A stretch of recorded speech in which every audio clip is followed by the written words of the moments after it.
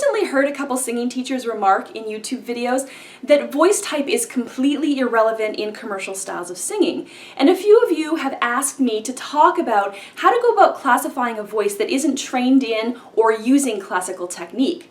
Now, voice type refers to the voice's classification: bass, baritone, tenor, countertenor, contralto, mezzo-soprano, soprano.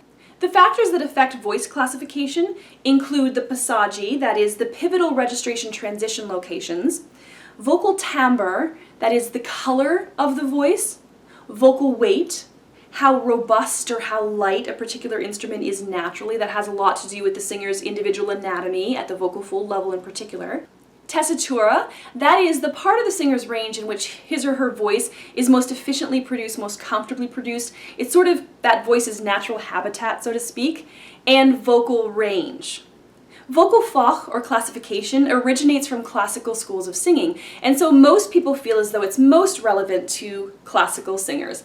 While it is true that opera places different kinds of demands on the vocal instrument than commercial styles of music do, and while the criteria for performable range as opposed to just singable or vocable range are different between classical and non-classical styles of singing, the design and construction of the vocal instrument doesn't change depending on the style in which we're singing.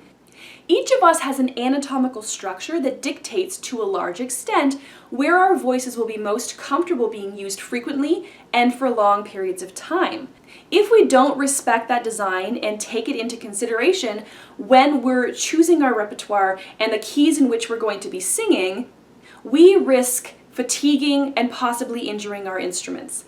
And we could also experience possible long-term and even permanent changes to our voice quality, range, and so forth. This isn't to suggest that a baritone, for example, can't venture up into that tenor range safely, comfortably, and artistically effectively as long as he's using good technique.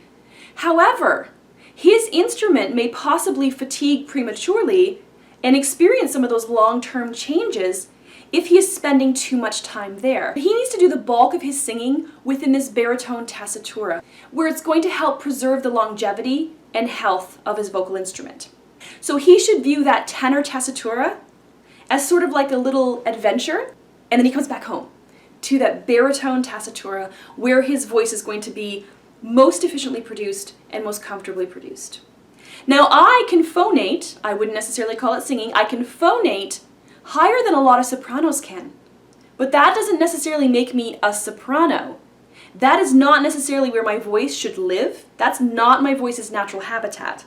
I am a mezzo-soprano, so I live in that mezzo-soprano tessitura. It doesn't mean that I can't go higher or lower. I'm not limiting myself. I'm just making conscious and wise choices with regards to the keys in which I place the songs that I'm singing. So vocal range, singable range, that is the number of octaves that a singer is able to produce, is kind of a deceptive tool when it comes to voice classification. Because again, some singers are capable of much broader ranges than other singers. Now, in addition to tessitura, we also need to consider the singer's natural vocal weight. For example, a lyric instrument, that is a lighter instrument that's designed with thinner vocal fold mass, is being pushed to sing material that's written for dramatic, heavily weighted, robust instruments. That lyric instrument is going to more readily fatigue in trying to manufacture the necessary vocal weight to sing that dramatic repertoire, no matter how much strength training or endurance training the vocal folds have gone through. These are not situations that are unique to opera singers.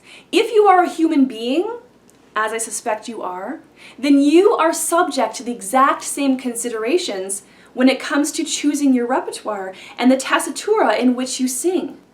So we need to choose our repertoire wisely, and that includes the key signatures in which we play and sing our songs, if we hope to preserve our long-term vocal health and ensure longevity of our instrument and our careers. We need to take into consideration tessitura, that is our own vocal tessitura, as well as the tessitura of the song, that is where the bulk of the melody is written.